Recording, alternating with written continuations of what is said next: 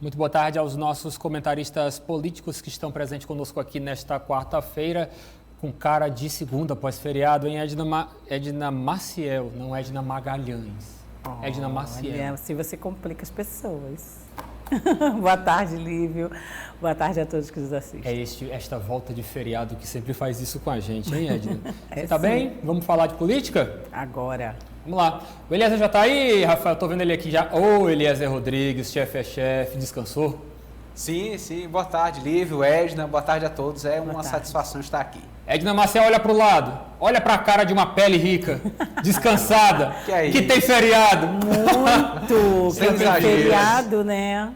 Hoje o quadro está muito bom, tem muita coisa boa para a gente conversar. Vamos começar pelo secretário da Fazenda, Rafael Fonteles, que explicou para a gente o que espera da medida de congelamento do ICMS que incide sobre os combustíveis no país. Vamos ouvi-lo. Então é mais um gesto dos estados para demonstrar que a raiz do problema do aumento dos combustíveis é a política de preço da Petrobras. Então, por exemplo, está congelado o PMPF, está congelado, portanto, o valor em reais do ICMS, e o presidente Bolsonaro já anunciou um aumento daqui a 20 dias na gasolina e no óleo diesel, provando que o problema está na política de preço da Petrobras, que tem que assumir sua responsabilidade e gerar solução para o problema. Eliezer, uma expressão muito forte, assumir sua responsabilidade. Como é que você encara esta afirmação, esta análise de Rafael Fonteles acerca deste assunto tão importante? Nós conversávamos na edição de ontem, Eliezer, só te contextualizando, que de certa forma o sentimento que fica é de que a população foi um peão neste jogo de interesses políticos, porque o que nós observamos, tanto aqui em Teresina com o transporte público, tanto a nível nacional com a polêmica das altas constantes do valor da gasolina, é de certa forma jogar para o povo, pressionar para assim se ter algum resultado político acerca dessas questões. Como é que você analisa as intenções de Rafael Fonteles acerca do congelamento do ICMS no Brasil? Um discurso coerente, esse assumido pelo secretário de Fazenda, Rafael Fonteles, que é o presidente nacional do CONCEFAZ, é o Conselho dos Secretários de Fazenda do Brasil. Então, representa muito bem é um grupo que lida diretamente com essas questões de arrecadação de tributos, impostos, e essa questão dos combustíveis tem afetado a todos inevitavelmente, não é? Tanto a nível federal quanto a nível de Piauí, afeta quem tem transporte, quem não tem transporte. Lembramos aqui que o modal rodoviário é o principal para fretes de mercadorias no Brasil.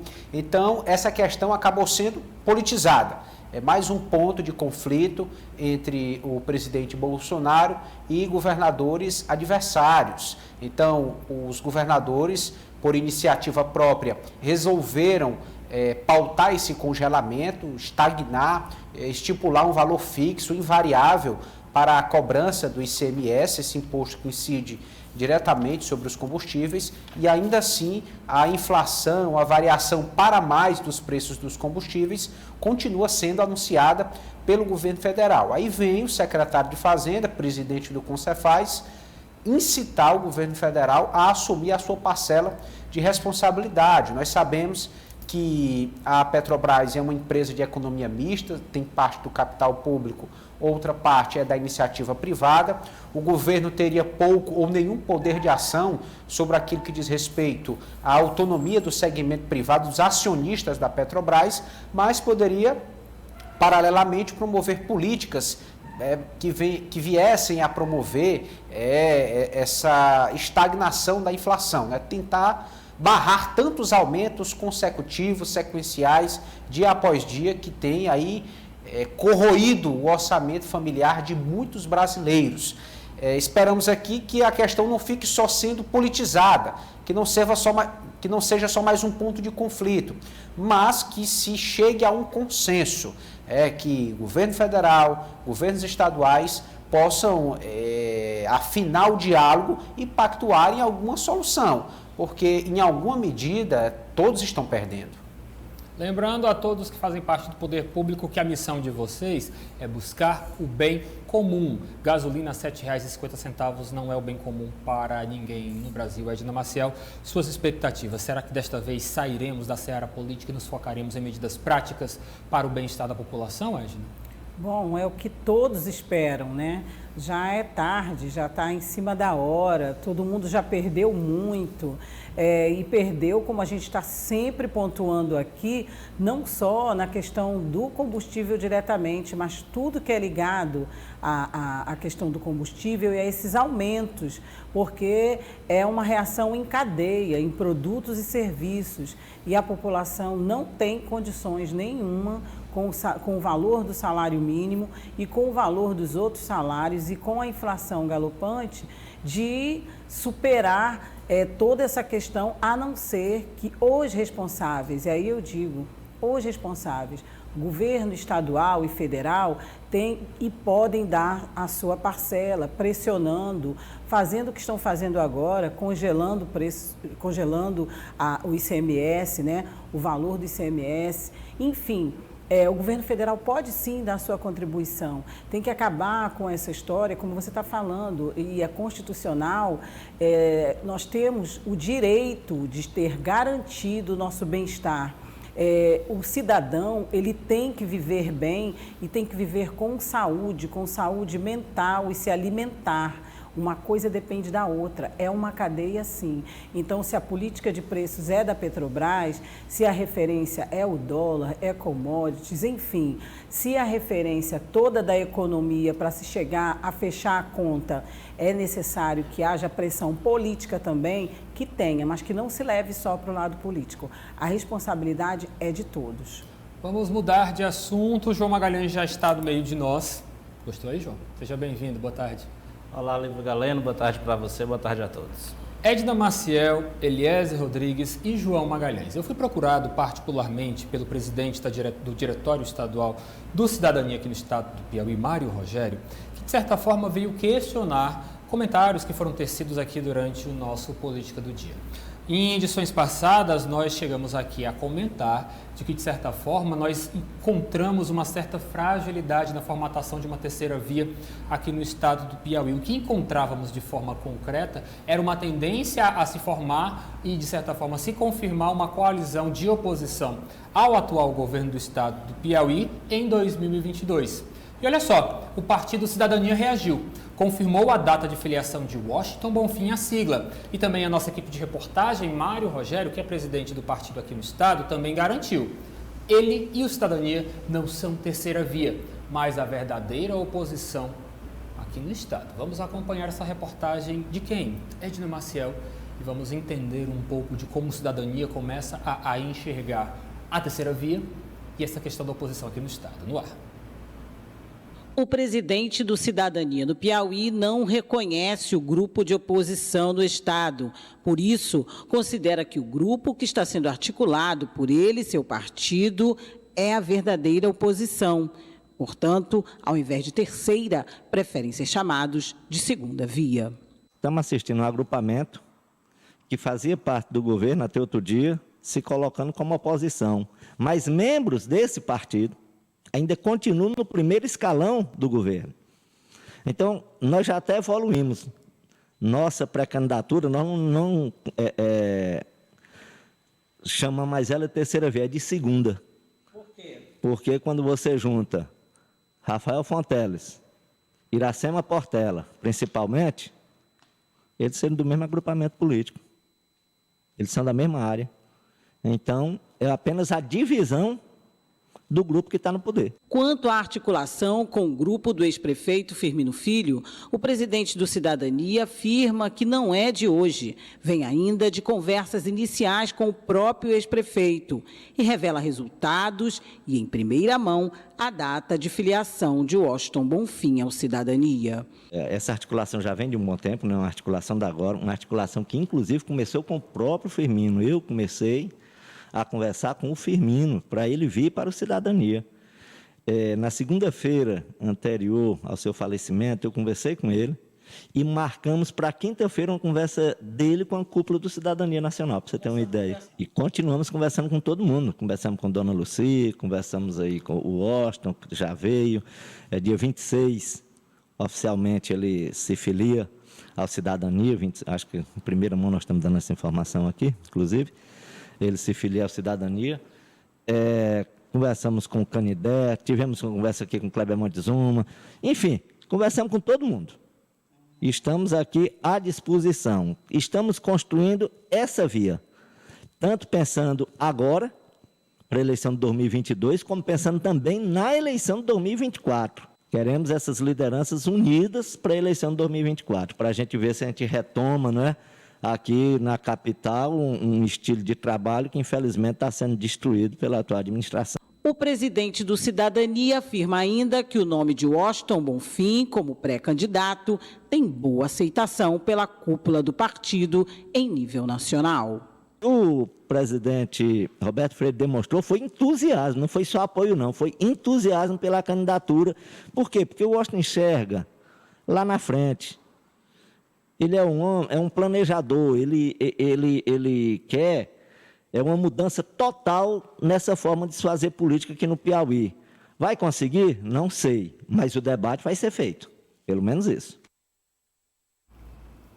Pontos muito interessantes para o nosso debate. Edna Maciel, começo com você. Parece que, de certa forma, a Cidadania, particularmente Mário Rogério, está reclamando para si a herança política de Firmino, hein? Pelo menos o objetivo é levar esse grupo para junto do partido. As conversações, como ele diz, conversei com todo mundo, mas você viu os nomes que ele conversou, né? São as figuras que a gente sabe que apoiavam e estavam ao lado do prefeito Firmino Filho, ou continuam no PSDB, ou têm afinidade.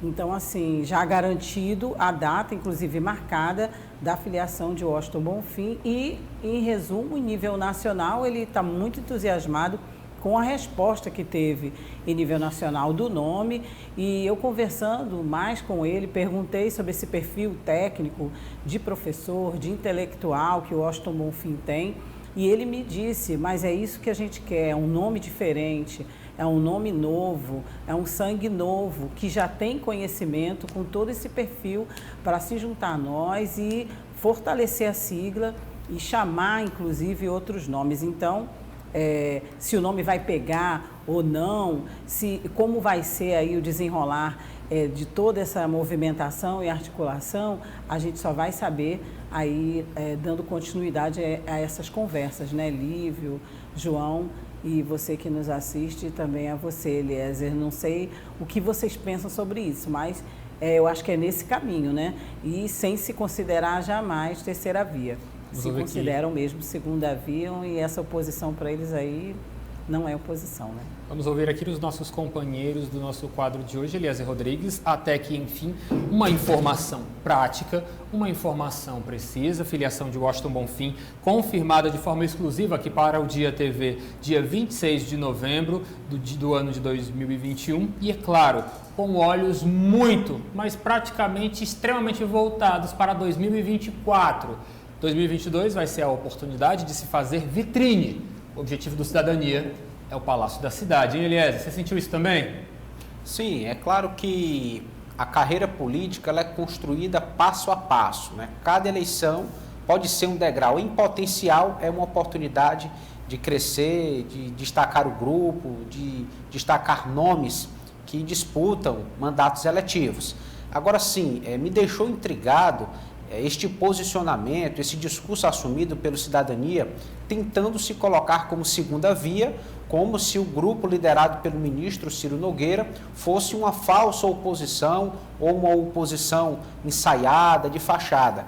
Eu me coloco aqui de forma contrária a esse pensamento. Desde o ano passado, especialmente, nós observamos a postura combativa do grupo do senador Ciro, aqui do deputado Júlio, a nível de Piauí. Na eleição municipal, observamos acirramentos bem fortes, principalmente em grandes cidades do interior do estado. Cada grupo lançou o seu candidato e ali, voto a voto, foram disputados nessas eleições municipais. Observamos que o ministro Ciro Nogueira frequentemente tem atacado, criticado, questionado a atual gestão nas suas redes sociais e em seus pronunciamentos públicos, coloca nomes à disposição para concorrer contra o pré-candidato apresentado pelo governo. Enfim, o que eu vejo, de fato, é uma oposição bastante estruturada. No passado estiveram juntos? Sim, mas política se faz pela ocasião do momento, pelo novo contexto que se constrói. Veja que o Progressistas está muito bem alinhado e instalado no governo federal, que é um dos principais adversários dos governos de esquerdas, do PT, do governo estadual, aqui no caso do Piauí. Então vejo uma oposição que se fortalece, é estruturada, propositiva e não acredito que seja só de fachada, porque na prática nós estamos vendo a atuação, as articulações dessa oposição. João Magalhães, esse discurso é tão antigo, como realmente já destacava Eliezer Rodrigues, há muito tempo que não se ouve aqui no estado do Piauí a estratégia de se dizer que Wellington Dias e Ciro Nogueira fazem parte do mesmo grupo político. Como é que você avalia? Cidadania é a segunda via ou terceira via? Olha, a gente entra aí numa discussão filosófica, conceitual, sobre qual o conceito de terceira via. Exato. E é claro que Mário Rogério defende, obviamente, a sua estratégia, se contrapondo, tentando ser ali o contraponto principal à gestão de Wellington Dias, porque lá em 2022 a gente realmente vai ter governo e opositores. Pelo grupo da oposição, ninguém pode negar que o Progressistas realmente lidera esse projeto oposicionistas, até por conta da sua estrutura, né? O Cidadania, e é interessante esse discurso de Mário Rogério, ele está focado no futuro. E é interessante quando ele reconhece que o Washington Bonfim vai elevar o nível do debate, isso é dado como certo. O professor Washington Bonfim é um pesquisador acadêmico, é um cientista político, é alguém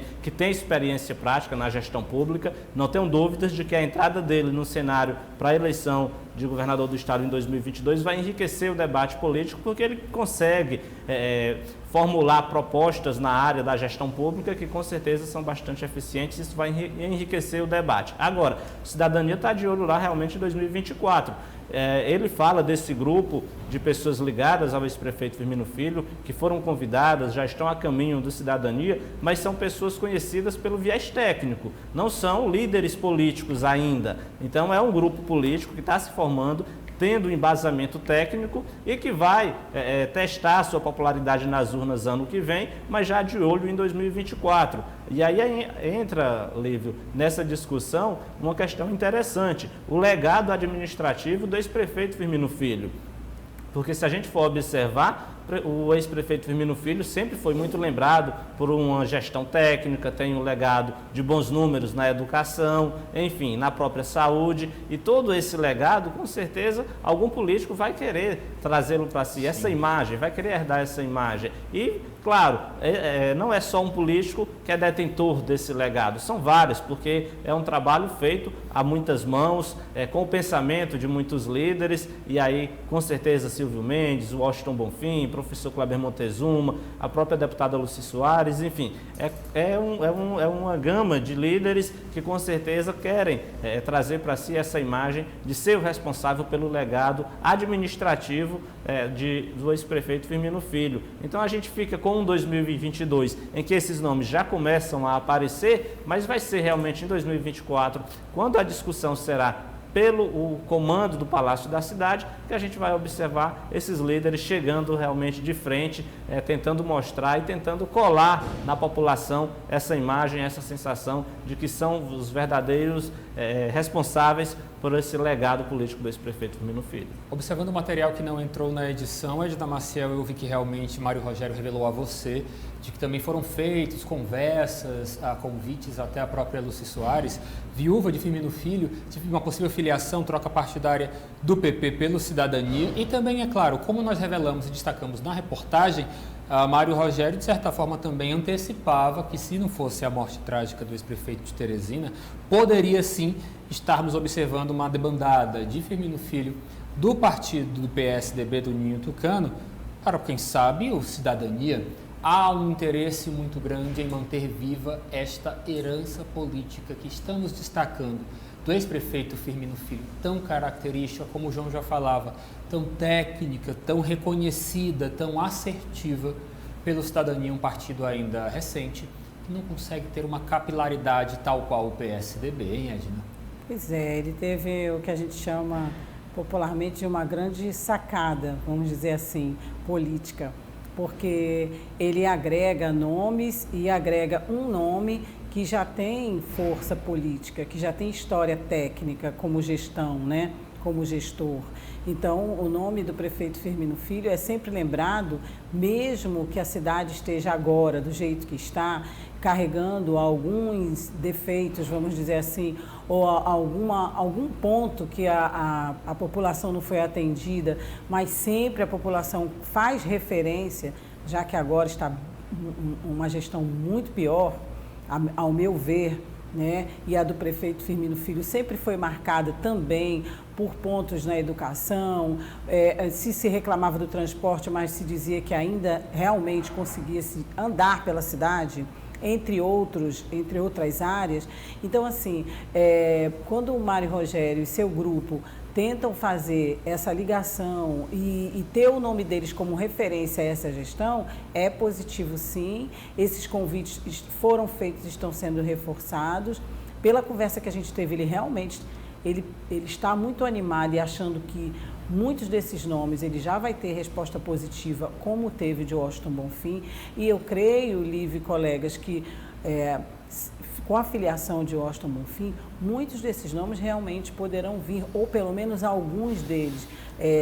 Essa filiação pode sim trazer uma nova luz para o partido e para o grupo. E eu quero destacar aqui mais uma vez, antes de mudarmos de assunto, esta tendência dos partidos que eram intimamente ligados ao ex-prefeito Firmino Filho. Ontem nós ouvimos o Eduardo Aguiar, do Avante, garantindo que realmente o perfil que interessa é este perfil técnico, falando sobre a possibilidade e a necessidade e a vontade de atrair Kleber Montezuma para a filiação no Avante, destacando mais uma vez, sempre estando à oposição de Wellington Dias, mas também a oposição ao Palácio da Cidade, Doutor Pessoa. Mais um partido político próximo ao ex-prefeito Firmino Filho, quer atrair seus membros tradicionais do PSDB, membros muito ligados, intimamente ligados à figura do ex-prefeito aqui da capital, destacando oposição de verdade à gestão petista e também à gestão do Palácio da Cidade, a atual gestão Pessoa, João Magalhães. Sim, no caso do Cidadania, oposição ferrenha também ao presidente Jair Bolsonaro, né? Já que o Avante no cenário nacional fica meio lá, meio cá. No caso do Cidadania, realmente é oposição ao doutor Pessoa, oposição ao governador Wellington Dias e oposição também ao presidente Jair Bolsonaro, o que explica, em tese, inclusive, a própria proposta, né, de formação desse grupo encabeçado pelo professor Washington Bonfim, já que ele já vinha claramente fazendo críticas tanto ao governo do Estado, à gestão municipal, mas também à imagem do presidente Jair Bolsonaro. Senti mais fazer vitrine para Washington Bonfim de olho em 2024 do que propriamente dito explorar 2022. Vamos acompanhar para saber realmente o desenrolar desses fatos. Alguém sentiu a mesma coisa? Não, percebi, realmente concordo com esse olhar. Toda a fala do jornalista Mário Rogério é exatamente olhando para o futuro, literalmente. Exato. 2022, de certa forma, ainda não é o foco da Cidadania.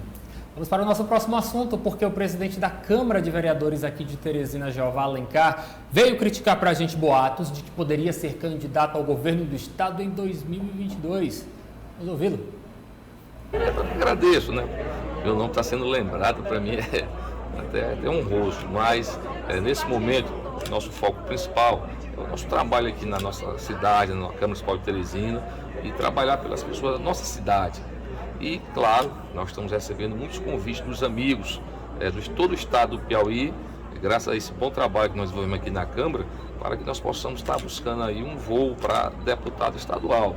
Estamos aí analisando, conversando, mas caso sejamos candidatos na eleição vindoura, será para deputado estadual. Tem nenhum fundamento, então, essa possibilidade de governo, né, presidente? Não, de maneira alguma. É natural, com a proximidade da eleição, que se surjam os comentários, que começam a aparecer aí, as especulações, faz parte do mundo político, né? E, mais uma vez, eu agradeço, né? Tomara que não colocaram aí para queimar, mas, graças a Deus, nós temos o pé no chão, sabemos o que queremos e para onde vamos. Então, pode ter certeza que, se formos candidatos na próxima eleição, será para deputado estadual. Agradecendo a reportagem e a colaboração com o material ao nosso amigo Tássio Cruz, do portal odia.com. Tássio, aquele abraço. Eliezer Rodrigues, de certa forma, um boato meio estranho, porque um MDBista, observando toda esta ligação que Temístocles Filho está construindo com o Partido dos Trabalhadores de olho em 2022, se lançar como pré-candidato ao Palácio de Karnak soaria bem mal, hein, Eliezer? Esse é exatamente o ponto, Lívio Galeno. Parece um fogo amigo. Aparentemente, alguém ou mais de um líder do MDB pode estar incomodado com a pré-candidatura de Jeová Alencar à Assembleia Legislativa. Nós sabemos do perfil parlamentar, da atuação do presidente da Câmara aqui na cidade de Teresina. É um político eleito já em 2 oportunidades com o maior número de votos para vereador aqui da capital, e agora ele vai tentar o que ele mesmo chamou de voo. É um degrau importante para ele, para deputado estadual. Então, o vereador Jeová, por mais capacidade política que tenha, mas no cenário estadual ainda é considerado iniciante. É alguém que está expandindo suas bases, sua rede de relacionamentos pelo interior do estado, não teria viabilidade agora, no sentido da perspectiva eleitoral, de se disputar um cargo tão cobiçado, tão exigente como o de governador do Piauí, o maior cargo do poder executivo aqui do estado. Então, realmente é uma tentativa de desgastar o nome do parlamentar, do vereador como pré-candidato, e devem ter outros interesses por trás desse tipo de especulação, de informações que estão sendo ventiladas. Mas aí está ele, retirando todas as dúvidas e se colocando como pretenso candidato a deputado estadual. Concordo com você, Eliezer Rodrigues, e é claro, com todo o respeito à figura política, à representatividade política de Jeová Alencar aqui na capital do estado do Piauí e por todo o nosso interior também.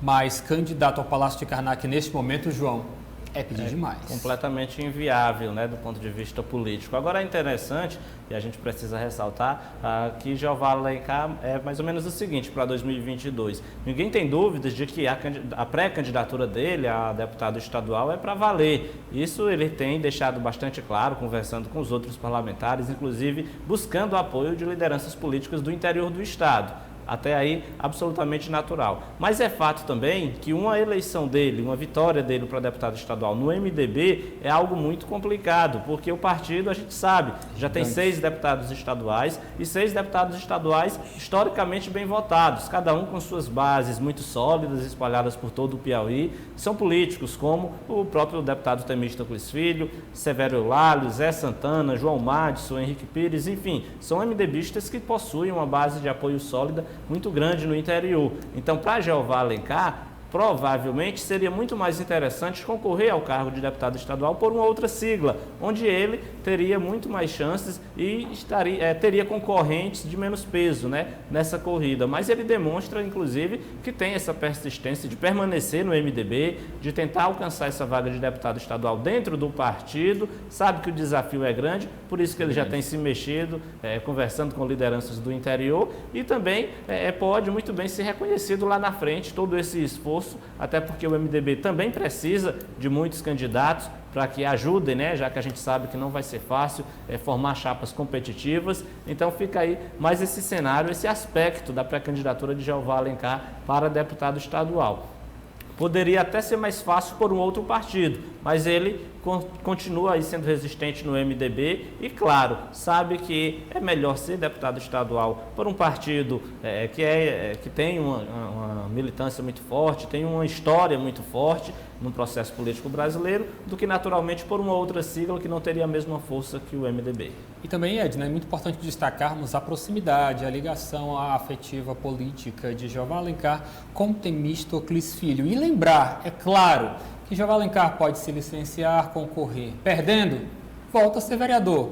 Ganhando, alça voos maiores na Assembleia Legislativa do Estado do Piauí. Olhando assim na prática, ele não perde nada, hein, Edna? Pois é melhor, né? Um caminho... Ele não perde nada em ser candidato a Sim, e é um caminho natural, né? Se destacando como vereador, já tem o nome, a marca Jeová Alencar, a população já conhece, ele já tem um trabalho, é um caminho natural a ser seguido e muito mais seguro, né? Então, o caminho natural seria esse, talvez realmente alguém esteja querendo tirar o foco, mas e jogou e lançou esse boato ou essa especulação para que todos comentassem e desviassem o foco. Mas esse é o caminho natural, ele fez muito bem, foi muito assertivo em fazer essa declaração, esclarecer logo os pontos, dizer que não, que seu nome segue aí para deputado estadual e por tudo que a gente está analisando aqui, que continue também no seu partido, firme com o seu partido. Poderemos até ter uma surpresa mais lá na frente, mas acho difícil, acho que ele vai seguir e está seguindo certo nesse caminho. O amigo, né, Eliezer? E lembrando que Jeová Alencar foi o nome mais votado nominalmente para vereador de Teresina em 2020, não é isso? É verdade, Lívia. E além de ter essa liberdade, essa garantia constitucional de poder se candidatar sem perder o mandato de vereador, na pior das hipóteses, a candidatura do vereador Jeová a deputado somaria para o partido. Claro. Por mais que ele não viesse a ser eleito, contemplado aí no seu projeto pessoal, mas pensando na sigla, no grupo, é um nome que vem agregar bastante. Nós sabemos que agora no próximo ano não terá a possibilidade de coligações, então, quanto mais fortalecidos os partidos saírem, melhor para cada partido. Então, eu vejo que ele pode sim somar com essa perspectiva. Vamos ao nosso último assunto, porque a Assembleia Legislativa do Estado do Piauí promoveu nesta quarta-feira uma audiência pública mista para debater o uso medicinal da cannabis sativa, a maconha aqui no estado. Vamos acompanhar. Regina e Deonato são pais do Isael, de 4 anos de idade. Desde o primeiro ano de vida, a criança sofre com a síndrome de West e convive com crises convulsivas que aconteciam até 16 vezes por dia. Foi em um medicamento que tem como base um princípio ativo da maconha que eles conseguiram reduzir os malefícios da doença. E ele usou 5 anticonvulsivantes e não deu resultado. E aí está com 2 anos que ele vem usando óleo de cannabis. E deu uma melhora, né? Uma melhora de tronco. Ele está movimentando o pé, a mão. Está bem melhor, graças a Deus, com o óleo de cannabis. O caso do Isael não é isolado. E o problema é que muitas vezes o medicamento à base de canabidiol precisa ser adquirido no mercado paralelo, por falta de regulamentação. Nesta audiência pública conjunta, especialistas e parlamentares debateram um projeto de lei que tramita na Assembleia Legislativa para garantir a autorização para a produção, uso e comercialização do composto. Os encaminhamentos que a gente vai fazer, já que se encontra ainda no âmbito da Comissão de Constituição e Justiça, é mostrar, né, trouxemos também a OAB, advogados que trabalham nessa área, militam na área de conseguir judicialmente esse importante medicamento para pacientes que precisam aqui no Estado, é mostrar que o Estado do Piauí tem toda a competência legislativa para legislar sobre esse assunto. A vereadora Eusuíla Calisto, do PT, apresentou na Câmara Municipal de Teresina um projeto que garante a distribuição do medicamento pelo SUS. Quero deixar claro que é medicinal, não recreativo, né? E dizer que a gente está com esse projeto, a gente acredita que essa audiência pública hoje é um pontapé para o preconceito, né? O fim do preconceito da medicação. E estamos aqui escutando as pessoas, os médico, neurologista, pesquisador, para a gente poder avançar nesse projeto. Pesquisadores defenderam a proposta e mais investimentos em estudos na área. Porque primeiro nós tivemos o apoio governamental no 2017, com o início da proposta do governador Wellington Dias, de pesquisa das universidades. Isso permitiu que os pesquisadores se sentissem mais à vontade. Eu sou um deles. Hoje eu vejo a iniciativa do deputado e da vereadora como uma continuação, né? Uma continuação do que começou em 2017, e eles tentam hoje aproximar a academia, do Estado, das associações, de forma que essa compra de medicamentos seja mais barata. Essa é a finalidade da legislação. Então eu vejo com bons olhos e vejo como um avanço. Não sei vocês, quero ouvir a opinião rapidinho de cada um dos nossos 3 comentaristas. Eu acredito que o que ainda incide muito sobre este debate acerca do uso do canabidiol, da maconha propriamente dita com fins medicinais, é muito preconceito, porque já está claro, já está esclarecido, mais do que comprovado, de que o uso do princípio ativo, da cannabis sativa, da maconha, é medicinal, não é recreativo. Então, de certa forma, o que se ainda tem é muito preconceito acerca do tema, que nós precisamos combater com informação de qualidade e, é claro, apresentando os benefícios do uso do canabidiol em tratamentos como o dessa família que foi reportada na matéria do Eliezer Rodrigues. Edna Maciel, é com você. E é como você disse, o próprio deputado, são pesquisadores, é a base de... Então, eu acho que o que vai faltar agora, além de ampliar o debate, é explicar detalhadamente, educativamente, com campanhas elucidativas para a população, para que a gente possa trabalhar esse preconceito em cima de um produto que é feito à base da maconha, para usar e para utilizar, para combater doenças, para amenizar o sofrimento de muita gente, como essas crianças e como essa criança que foi mostrada aí na reportagem. É questão mesmo de informação. Adorei a expressão que você utilizou, amenizar o sofrimento. Eliezer Rodrigues, estamos diante de uma substância química comprovada já pela ciência de que traz benefícios a pessoas em certas condições clínicas, mas o que realmente a gente ainda percebe é quando se fala do uso da maconha, geralmente se encontra esse tipo de expressão acompanhada de um risinho. É muito questão de preconceito, acredito muito também no que a Edna falou, em uma campanha educativa maciça, porque é fato, o canabidiol traz benefícios às pessoas, traz qualidade de vida, está alimentando na realidade esta falta de uma regularização, alimenta um mercado paralelo extremamente perigoso que deve ser combatido, Eliezer, com informação. É verdade, Lívio. A proposta é o uso medicinal, a ingestão da maconha, não a carburação. Então é bem diferente o resultado, o efeito químico dessas situações. E para todos os efeitos, como você lembrou, o mercado paralelo, clandestino, está em atividade, né? Veja que é uma questão de saúde. Imagine só a situação da nossa personagem, que nós mostramos aí a mãe, o pai, a criança, sofrendo com essa doença. Será que vão esperar, sabendo que tem um medicamento que ajuda, que tem um resultado efetivo? Se colocando no lugar do pai e da mãe, será que não iríamos agir nesse caso? Então, assim, é questão de saúde, saúde não espera, por mais que seja polêmico, sensível, mas é preciso regulamentar, porque no mercado clandestino não há regulamentação. Ninguém sabe exatamente onde foi produzida, a composição, validade, transporte, enfim, fica tudo muito frágil. Então, uma vez o governo regulamentando, todo esse processo estaria controlado e o uso assim também. Nós ouvimos aí pesquisadores, cientistas, na audiência os parlamentares estavam embasados em depoimentos de médicos que há anos prescrevem medicamentos à base de maconha para algumas patologias, principalmente algumas doenças relacionadas ao funcionamento do sistema nervoso.